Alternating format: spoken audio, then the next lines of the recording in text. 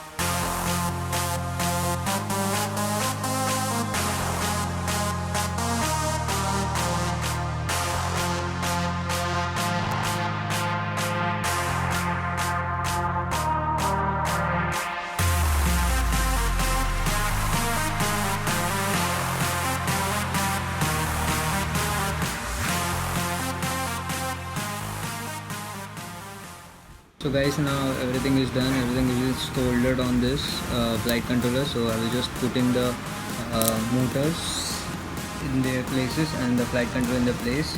So the blue and red is the clockwise, as I said. So I'll be putting the clockwise in clockwise.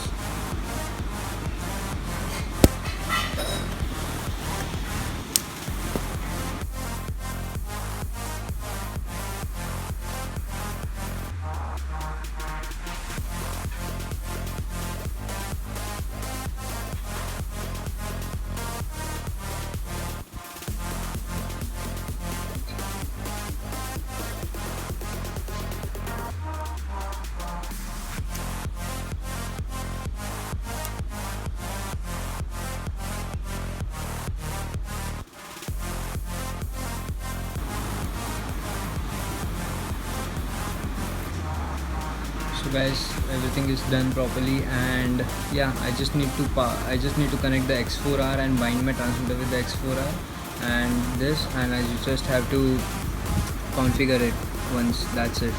That's all we have to do. Well, there is a slot beneath, like over here.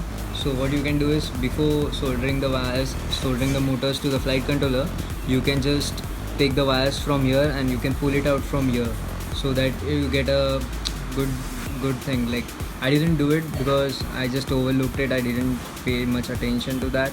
Also, you have a canopy, so I don't think we need to care much about it, but it's okay, not an issue. I won't be using this canopy because my camera is different, and it won't fit in the canopy. Like, I have a QX style camera, so the camera has a antenna over it, so I don't think I will be putting on this. So let's see. So level 3 lost.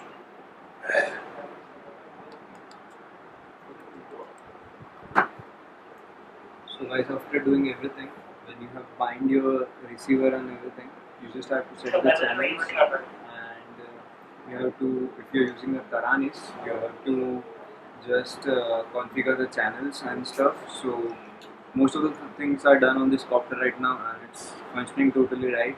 And I don't know, I haven't checked the motors and stuff, so I will just configure it in my laptop and I will be back. You may get a video soon about the configuration of this on the laptop, like the tuning part and the setting of channels and stuff. It's similar to the NACE 32. If you have done, you can check any NACE 32 video and you can do it the similar way. Well, in this you have to, if you want to flash the Betaflight or something, you have to select it as Afroflight. So the flight controller is Afroflight. Okay, so let's proceed. I will just configure it and just fly and check the copter. So guys, this is the final copter that I could make out of the kit that I got from QK, and yes, I have put on a X4R receiver, and the battery I put it down over here. So it's working on PPM and not S-Bus. I feel that PPM is good enough. Well, I don't have the proper FPV camera for it, so I am putting on this one, which is similar to QX80 and QX90 frame, and it suits over there better, but I will be putting it on here so that even it gets balanced with QX80 and QX90. I don't have a camera module to be put over here and the FPV module to be coming out over there. I can actually separate this two parts, and like there are two plates, and I can make it, but I don't wanna like spoil his camera, so I've got it from my friend Shabir, so I don't wanna spoil this. Well, as you know, it has a USB charger, USB cable, which is nice. I'm repeating this because I like the feature. I have tested today the QX80, QX90 and this copter.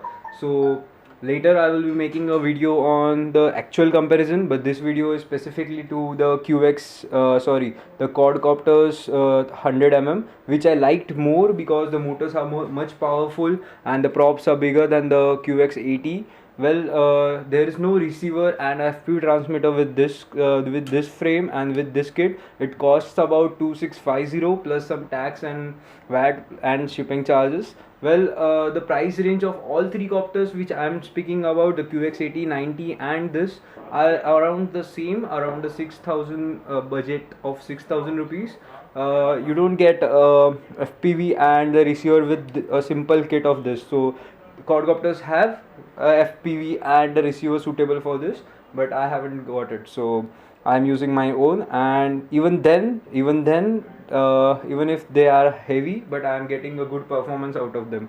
I felt that the QX80 and 90 are a little bit underpowered or something like that. I didn't get that much punch even on various modes, but I will be testing them outside my home so that I get the real feel and I get the DVR footage or something kind of.